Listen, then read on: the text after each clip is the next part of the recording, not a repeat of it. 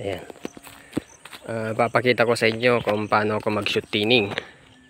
Ayan. Etong cane na to, ayan, halos nag-bad break lahat. Meron lang dito ilan na hindi nag-bad break. Pero dito sa dulo, dala-dalawa yung lumabas na shoot. Ngayon, mag-shoot tinning tayo dito. Eto, ganyan yung size. Halos magkakaparehas yung size. Meron silang bulaklak. Ayan o. Ayan. Tapos ngayon, ayan, halos magkakasize. Dito sa dulo, etong dalawa na to, eto, tsaka eto, masyadong mahaba. Ngayon, kung titignan natin, parehas sila may bulaklak. May bulaklak to. At eto, may bulaklak. Tapos yung katabi naman niya, meron din. Meron din. Ayan, meron din. Oh. Kaya, ang gagawin natin dito, para maganda yung pagsasabay-sabay nilang paglaki ng mga cane, ito mga bagong shoot, ang tatanggalin natin etong mga malalaki. Kasi pagka ito ang pinatuloy natin, malakas maghigop ng nutrients to. Sigurado maiiwan yung mga nandyan sa cane na yan, etong cane na to, diba? Kaya ang gagawin natin, yung mga malalaki ang tanggalin natin para sabay-sabay silang bumaba, diba? Yung mga protein cane sa susunod. Kaya ang tatanggalin natin etong malalaking shoot. Total meron naman sila parehas na bulaklak, etong mga maliliit. Kaya eto malalaki tanggalin natin. Iiwan natin yung maliliit. Kasi yun yung mga ka-size dito sa protein cane na to, yung mga tumubo dito, sila yung magkaka-size. Kaya yan ang iiwan natin, yung mga maliliit, para sabay-sabay silang lumaki. Kuha nyo? Ayan, oh. Di sabay-sabay silang, pare-parehas silang magkaka-size. Ayan, yan lang. Para mabuhay din niya yung mga bulaklak. Kasi pagka yun yung inaiwan natin, yung mahaba dito, sigurado wala na. Maiiwan na to, baka hindi na magtuloy yung bulaklak. Kaya ganyan ang gawin natin. Ayan. At nito, lahat ng buds may lumabas na shoot. Ayan. At magkaka-size. At may bulaklak sila lahat. Ayan. Hindi ko kasi na-videohan yung pagtanggal ko dito sa may dulo. Meron dalawa dito. Ayan, dyan, tsaka eto. Masyadong mahaba yung yung mga lumabas na shoot. Kapag hindi natin tanggalin tong dalawa na to, sigurado may iwan niya mga yan. Ito yung tinanggal ko. Ito. Diba? Laki ng bulaklak. Pero kailangan natin i-sacrifice para sa mga kasabay niyang lumabas. Pero mas kasi mas maliit. Kaya tignan mo yung size. Diba? Laki. Kaya ito dapat tanggalin dito sa dulo para magsabay-sabay yang lumaki at para mabuo yung mga bulaklak. Kasi pagka ito yung pinatuloy natin, sigurado wala na, maiiwan na yung mga yan. Tapos eto na lang yung dalawang tong may bulaklak. Etong mga to hindi na nagtuloy. Kaya ang gagawin natin, tanggalin natin yung mga malalaki dito sa dulo para etong mga nandito, total marami pa naman. 1, 2, 3, 4, 5, 6, 7, 8. Diba? 8, may bulaklak lahat yan. Kaya sacrifice natin tong dalawa na malalaki na to. Diba? Ganon. Ganon din dito. Tignan nyo. Diba? Halos magkaka-size lahat yan. Ayan. Pero dito sa dulo, ayan, dito, malalaki. Oh. Diba? May bulaklak din.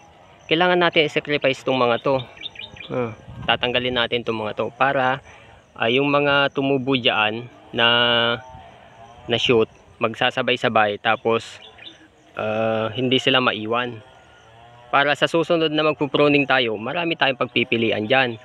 Kung ito yung patuluyin natin, masyado na malayo dun sa may sa may ano bang tawag dyan? Sa cordon.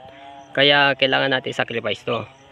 Pagka ito pinatuloy natin, sa susunod na pruning natin, hanggang dito na, hirap na. Masyado na malayo. Kaya maganda, tanggalin natin tong dalawa na to. Yan. Para itong mga naiwan dyan, magsabay-sabay. Tapos, maalagahan yung bunga niya, yung ibubunga niya. Diba? Sana mag-gets nyo yung ibig ko sabihin. Ayan, tanggalin natin. May bulaklak. Ganito rin dito. Sacrifice. Diba? Tanggalin natin yung malalaki. Sayang yung bulaklak ko, haba pa naman. But blurred. Diba? Ganun. Dito naman. Lahat ng shoot may bulaklak. Kaya lang masyadong dikit-dikit. Kaya magbabawas tayo. Diba? Ang standard na dapat agwat yung ganito mo. Ayan. Hanggang dyan. Tapos dyan yung standard na agwat nila. So kailangan tanggalin natin to kahit may bulaklak, diba? Ayan. Para hindi siya crowded, hindi kapitan ng punggos in case na malaki na sila, diba? Ayan. Ito rin, tanggalin natin yan hanggang dyan. Ito tanggalin natin kahit may bulaklak, kasi para sa ubas natin yan may bulaklak, diba? Ayan. Tapos saan ba? Okay naman dyan. Eto tanggalin natin to kasi maliit. Tapos yan, kung okay naman na, diba? Pero eto masyado malaki, kaya kailangan natin tanggalin, diba? Bye bye. Kita haba ng bulaklak ko, lalaki. Pero kailangan total meron pa naman tayo naiwan na dami din to. 1, 2, 3, 4, 5, 6, 7, 8. Lahat yan may bulaklak. Di okay para sa ubas natin, diba? Tapos isa din dito, kailangan dito sa may trunk tanggalin lahat ng tumubong shoot. Yan. Ito rin. Diba?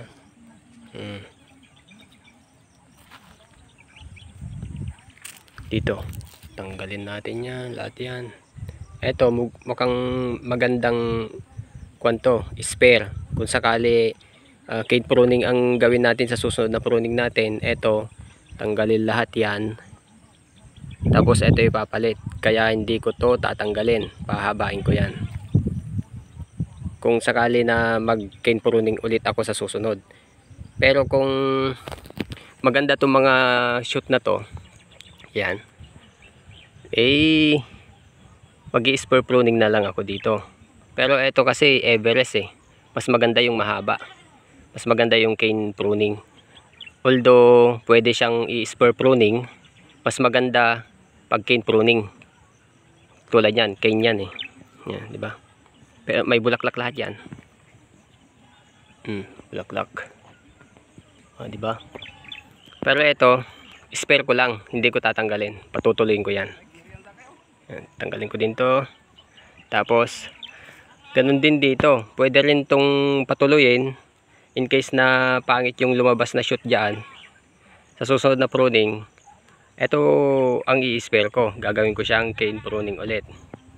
Pero depende lang, makikita natin yan pagka malapit ng mag pruning ulit. Kaya ito iiwan ko to para spare lang. Yan, malinis na. Meron pa dito, meron pa isa dito. Ito si Taldon. Ang daming lumabas na shoot, pati dito sa mga base nya. Tatanggalin natin yung mga yan. Ayan. Wala namang bulaklak. Ay, meron to isa. Okay lang, tanggalin natin para hindi gaano mahirapan. Itong isang cane na yan, dalawa lang o tatlo yung iiwan natin para hindi gaano mahirapan, kasi daming tumubo. Tignan nyo. Piliin lang natin yung may bulaklak. kahit na pasok yung tag-ulan, susubukan natin patuloyin yung mga bulaklak nila. Matibay na lang. Alagaan na lang sa sa fungicide. Ayan. Ito, may bulaklak ba? Wala. Ayan. Ito, tanggalin natin to. Ito, mukhang maganda tong iiwan para sa susunod na pruning natin. Ito na lang ang iiwan natin. Tanggalin na dito. Tapos the rest, matatanggal na yan. Pero mag-iiwan tayo dyan ng sanga kasi may mga bulaklak dyan eh. Dyan yung mga bulaklak. Kaya mag-iiwan tayo ng dalawang may bulaklak dyan. Tapos eto malapit sa base. Ayan.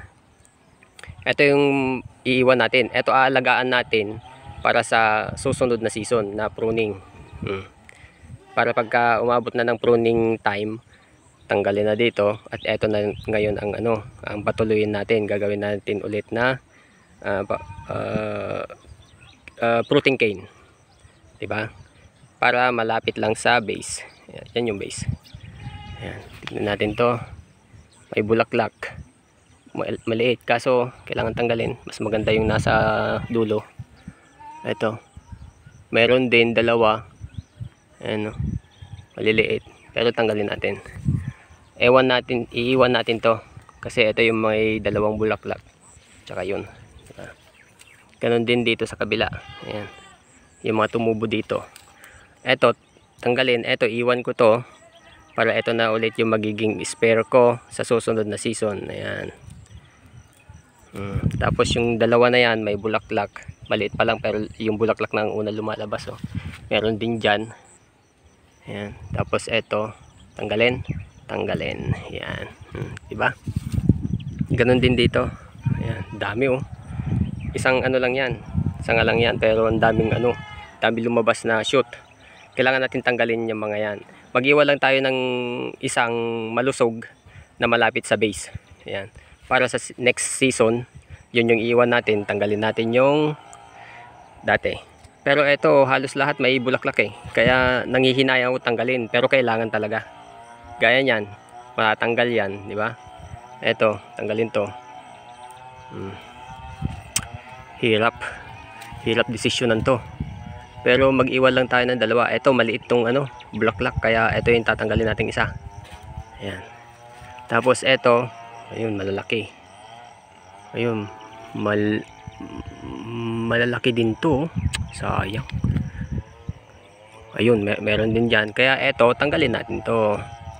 Diba? Bye bye, sorry, kailangan gawin. Ayan. Tapos dalawa pala ito. Tignan natin yung isa. Ay, mas malaki itong mga bulaklak na ito. Dalawa tignan nyo. Diyan tsaka dyan. Kita nyo ba? Kaya ito magandang pasuksok dito. Kaya ito tanggalin natin. Pataas na kasi ito eh. Mahirap ng itali ito. Kaya ito tanggalin natin. Yan. Ito yung spare natin. Ito meron din. Ayan na lang natin yung tatlo na yan. Etong isa meron din, pero ito na lang tanggalin natin. Ito na yung spare, diba? Kasi may bulaklak dalawa. Kaya ito tanggalin natin. Total malapit pa rin naman sa base. Yan na yung spare natin, diba? Ayan. Ito naman. Total maiksi lang naman. Parehas na may bulaklak. Ayan. Tsaka yan, may bulaklak sila pareho. Kaya dalawa na lang iiwan natin. Tanggalin na natin to. Ayan. Pero pagka malayo yung tulad nyan, kailangan talaga may tumubo dapat dito para spare tayo o dyan. Kaya lang walang tumubo. Hayaan na lang natin yan. Antayin natin may tumubo dyan. Ayan, isa. Hindi pa kita kung may bulaklak. Ito, gaya na ito, mahaba. Yung dalawa na yan may bulaklak. Ito wala. Yan, tsaka ito. Pero meron siyang isang tumubo dyan. Iwan natin yan para yan yung isusunod natin magiging fruiting cane sa susunod. Ito iwan lang natin hanggang ma-harvest yung bunga. Ayan, may bulaklak ganyan lang yan ngayon. Pero pagka nadali ng ulan, pwede natin tanggalin. Pero ito kasi pang para sa September na. Talagang nakahanda para sa September. Ayan, ganyan ang gawin natin. Kaya na ito. Kailangan natin ng mag-spare dyan kasi masyado mahaba. Iwan natin to para ito na yung spare natin. Tanggalin natin yung mga ibang shoot kasi yan yung pinakamalusog dito sa may malapit sa base eh. Ayan. Tapos itong dalawa na to may bulaklak. Ayan. Tsaka yan, lumalabas pa lang. Yan yung ano, ganyan yung technique para kumbaga dalawang purpose sa isang move lang, di ba? Ayan, para hindi na tayo mag back pruning na yan, putang ina. sorry sa word. Ayan, di ba? Ganyan din dito, kaya lang wala pang tumubo, kaya natin yun, maliit pa masyado, gaya na ito. Ayan, ewan ko kung may bulaklak, meron, ayun. Tapos meron ditong tumubo, ayan na lang natin yan. Ganyan din dito, basta tinisan natin itong mga to. Ayan, ayan, may bulaklak din, maliit. Ganyan na lang yan. Total dito may bulaklak.